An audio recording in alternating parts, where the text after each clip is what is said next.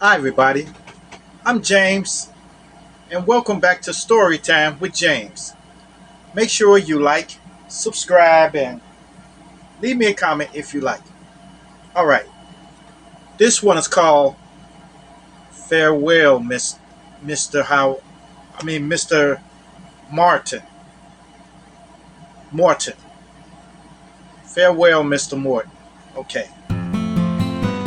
This was when I was working at the hotel, and I was fairly new then, and Mr. Morton was kind of new, you know, but he was there a little before me. So we were working on the same shift that day. So I was shift supervisor for security at the time, and Mr. Morton was an officer. So we were standing outside talking, and he was a cool dude. He liked the same music I liked. He liked the groups, the old groups, like the Stylistic, Blue Magic, Delphonics, all of those. He bragged about that he had all of that music and stuff. So I asked him about a particular Stylistics album, and he had it, and he brought it to work, and he let me keep it so I can dub it, so I can copy it.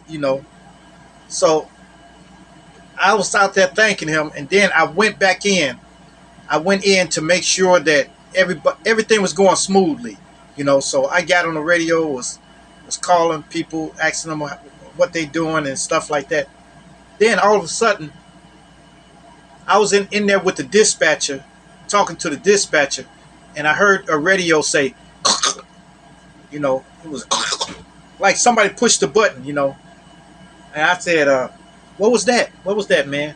He said, oh, man, that probably somebody hit the button by mistake. I said, no. I said, do a radio check on everybody, do a radio check. So he said,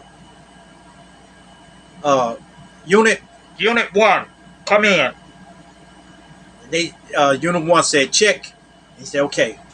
He said, unit two, come in. What's your 20? And he said, check. I'm upstairs, checking upstairs. So everybody, he went all the way through, but when he got to seven, there was no answer. So I said, 7, that's Mr. Morton, ain't it?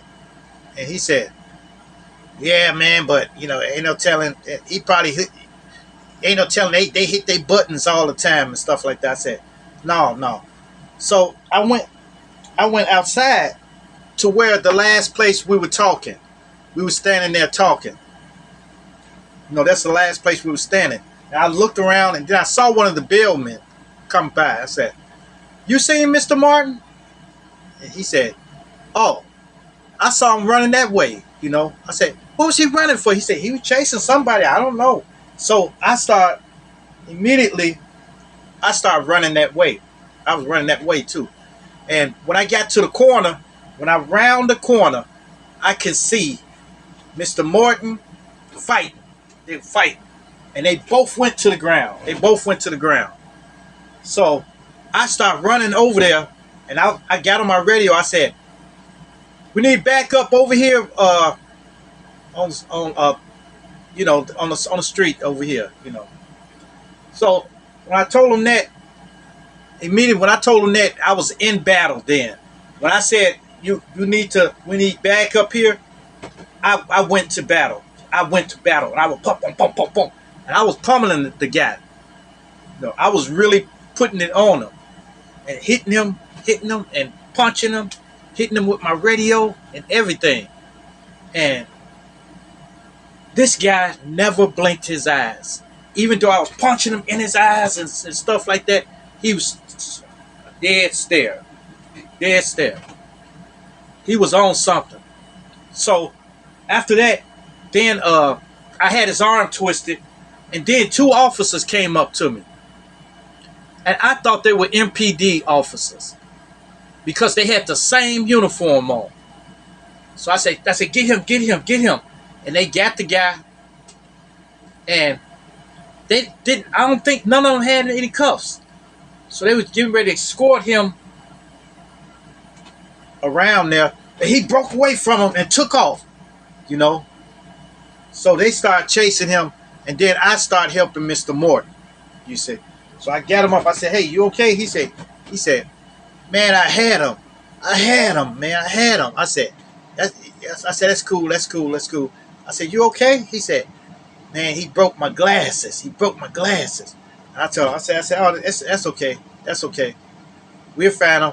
I found his glasses, but they were broke. They were, like he said, you know. So, an ambulance showed up. Oh, sorry, I just got off work, you guys. I just got off. An ambulance showed up, and they were checking Mr. Morton because he had blood on his collar right here.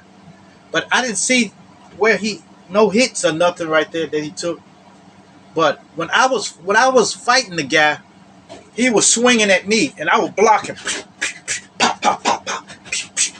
So I was blocking and stuff, you know. So he didn't get a hit on my face or nothing like that, but I got his face though. And little to be known, you know, he punched me in my arm, so it felt a little sore that when he punched me, you know. I didn't think nothing of it because, you know, I was worried about Mr. Morton, you know. So they took him, Mr. Morton, to the hospital. So I went back to dispatch, you know. And I said, see, I told you, whenever somebody, you hear a sound like that, you check everybody. And I started getting ready to write my report. And then at the same time, some guys from some paramedics came inside. They said, James. I said, yeah, that's me. He said, hey, how you feeling? I said, okay, man. It's okay. I said, he ain't hit me in the face or nothing. You know, he just hit me on the arms and stuff like that. They said, oh, yeah? Come here. Let me take your jacket off. I said, what's wrong? What are y'all doing? So they took my jacket off, and I had a white supervisor shirt on. And the arm had dots, you know. I don't know if you can see that. See that? And that. So I said, what? And it was dots on my arm. It was dots right here on my bicep. So I said, what in the world is this? They said, come on, you gotta go with us. I said, what happened? What? You gotta go in the ambulance. Let's go. I said, what in the world's going on? They said, you've been stabbed with an ice pick. You see. So the guy really had something in his hand, but it was dark. It was dark around there. So he was doing like this, and I thought he was trying to hit me, so I was blocking him. You know, blocking him with my arm, parrying his arms and everything, you see. But he was actually sticking me, and he stuck me right here too. So I went to the hospital, and they said they had to aspirate my wounds, okay? And I got stabbed like 5 times, you know, like about 5 stabs, you know. But Mr. Morton got stabbed right behind the ear, right here into the temple, like close to his temple area, you know.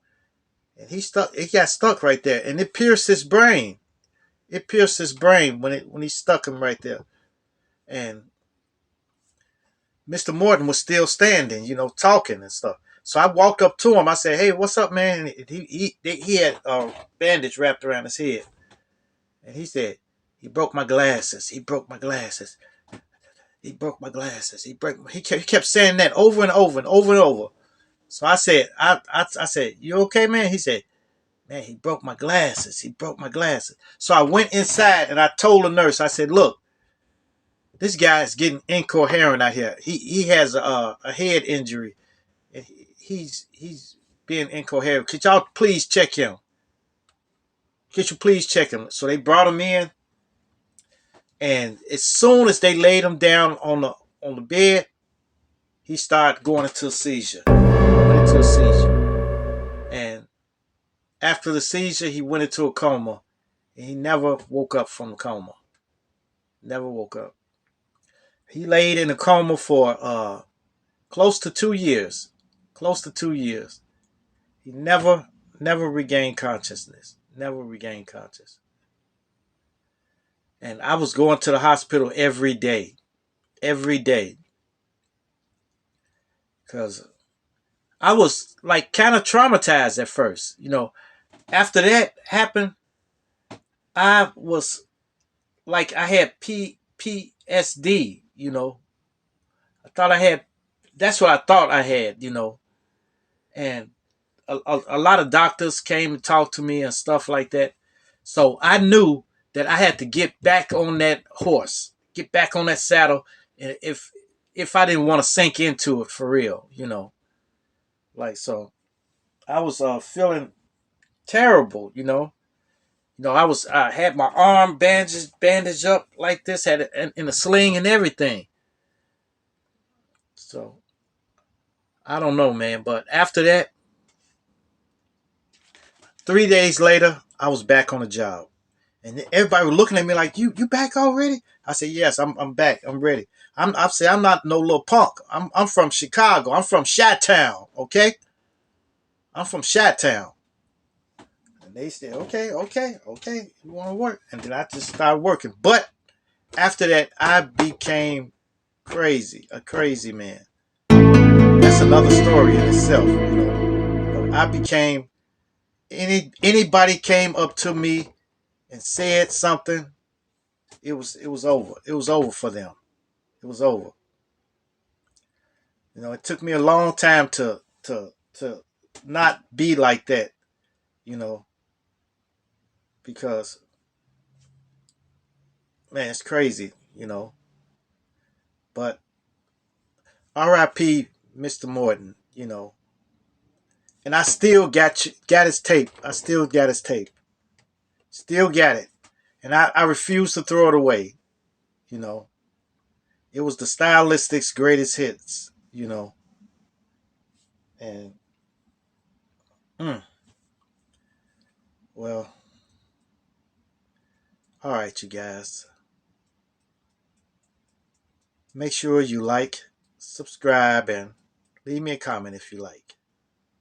And hit that bell notification. Hit that bell notification so that you know every time I drop another video. And share. Share my videos with your family. Share with your friends. Share with your loved ones. And even share it with your enemies.